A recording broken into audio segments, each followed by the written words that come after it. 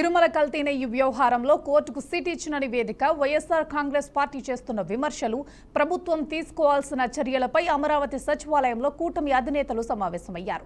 ఈ సందర్భంగా గత వైసీపీ ప్రభుత్వం తిరుమల విషయంలో చాలా పెద్ద తప్పు చేసిందన్నారు. తప్పు చేసి కూడా దబాయించడం ఏంటని విమర్శలు చేశారు. ఎన్డీడీబీలో చాలా స్పష్టంగా చెప్పారు. ఆ విషయమే నేను చెప్పాను.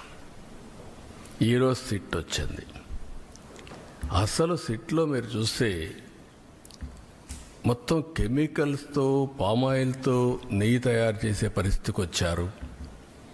ఇప్పుడే కేశవ్ గారు చెప్పినట్టు దాంట్లో మళ్ళీ ఆ కెమికల్స్ కూడా కొన్ని ఆయిల్తో తయారు చేస్తారు, కొంతమంది యానిమల్ ఫ్యాట్తో కూడా తయారు చేస్తారనే పరిస్థితికి వచ్చారు. అంటే దేవుడు అంటే లెక్కలెత్తనం, డెలిబరేట్గా అపవిత్రం చేయడానికి మీకు విశ్వాసం లేకపోవచ్చు. విశ్వాసం లేకపోతే ఆ జోలుకు రావద్దండి. విశ్వాసం ఉండే భక్తుల మనోభావాలు దెబ్బతీయడానికి, లేకపోతే దేవుని యొక్క పవిత్రత దెబ్బతీయడం, ఇది చాలా దుర్మార్గం. ఇది మామూలు కాదు, ఇది మహాపాపం. నేను చాలా స్పష్టంగా చెప్తున్నా. ఇంతవరకు చరిత్రలో వెంకటేశ్వర స్వామి జోలికి ఎవ్వరూ రాలేదు. NDDM, national dairy development board, ఈ రిపోర్టు గౌరవ ముఖ్యమంత్రి గారు మాకు చదివి వినిపించారు. 3 రిపోర్ట్స్లో ఒక దాంట్లో వెజిటబుల్ ఆయిల్స్, నెయ్యి లేదు ఇందులో. అంటే ఏ స్థాయికి వీళ్ళు చేశారని చెప్తూ దాంట్లో ఒక రిపోర్ట్లో ఫిష్ ఆయిల్ ఉందనేది, ఇంకో దాంట్లో బీఫ్ టాలో ఉందనేది, ఇంకో దాంట్లో లాడ్ పంది కొవ్వు ఉందనేది, ఇంకో దాంట్లో గొడ్డు కొవ్వు ఉందనేది. ఇది చాలా సెన్సిటివ్ ఇష్యూ. ఇది ఒక రిపోర్ట్, అది సాలిడ్ రిపోర్ట్. ఇది మాట్లాడేటప్పుడు మేము ఆలోచించుకొని మాట్లాడి, నేను కూడా దాన్ని ముందుకు తీసుకెళ్ళినప్పుడు పర్యవసానాలన్నీ ఆలోచించి, కానీ నేను కూడా అనుకుని ఇది చెప్పాలా లేదా. ముఖ్యమంత్రి గారు చెప్పారు దీన్ని ఎంత తీసుకెళ్ళాలి. ఎందుకంటే మా భయం ఏంటంటే సెన్సిటివ్ అయ్యి మనం చేసేసామా.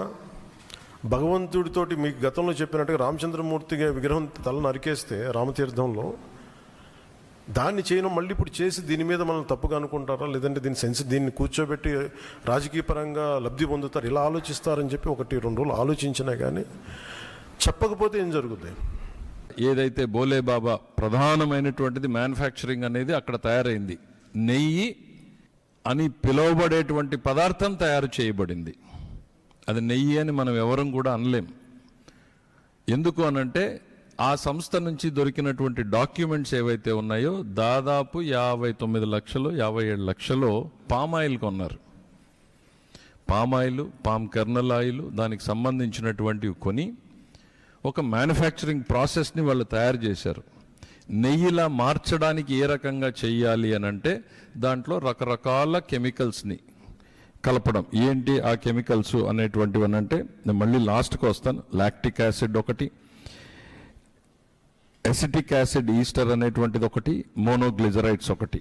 ఇవి ఎక్కడి నుంచి కొన్నారు? అరిస్టో కెమికల్స్ నుంచి కొన్నారు, సుగంధ ఆయిల్ అనే కంపెనీ నుంచి కొన్నారు, శివాన్షి ట్రేడింగ్ అనే దగ్గర నుంచి కొన్నారు. ఇవన్నీ కొని వీళ్ళు తయారు చేసింది ఏంటి అనంటే పామ్ ఆయిల్, పామ్ కెర్నల్ ఆయిల్ని నెయ్యి వాసన వచ్చేలాగా, నెయ్యి రంగు వచ్చేలాగా తయారు చేయడం జరిగింది. పాల సేకరణే చేయలేని ఒక డైరీ ఏ విధంగా నెయ్యి సప్లై చేయగలుగుతుంది? ఇక్కడే విషయం బయటపడిపోతుంది. రెండో అంశం, 390 రూపాయలు, 19 రూపాయలకి నెయ్యి రాగలిగే వ్యవస్థ ప్రపంచంలో ఎక్కడైనా ఉందా? అది నెయ్యి అనబడుతుందా? నెయ్యి కాని నెయ్యితో లడ్లు తయారు చేసిన తీరు ఏదైతుందో దీన్ని కూడా తప్పనిసరిగా మనం ఆలోచించాలి. అలాగే ఏదైతే రిపోర్ట్లో సింథటిక్ నెయ్యితో, అంటే ప్రజల ఆరోగ్యం, కెమికల్స్తో దాన్ని తయారు చేయటం, ప్రజల ఆరోగ్యంతో ఆడుకునే తీరు అత్యంత పవిత్రంగా భావించి భక్తులు స్వామివారిని సేవ చేసుకొని వెళ్తున్న తరుణంలో తీసుకోబోయే అతి పవిత్రమైన వస్తువుని పైన ఈ విధంగా చేయాలి అనే ఒక మనస్తత్వం ఏదైతే ఉందో వాళ్ళ యొక్క దృష్టి ముఖ్యంగా రాష్ట్రంలో అన్య మతస్థుల యొక్క ప్రాబల్యం పెంచే ఒక ప్రయత్నం దాన్ని ఒక ఓటు బ్యాంక్గా మార్చుకోవాలనే ఒక ఆలోచన. దీనికి పరాకాష్ట ఇది.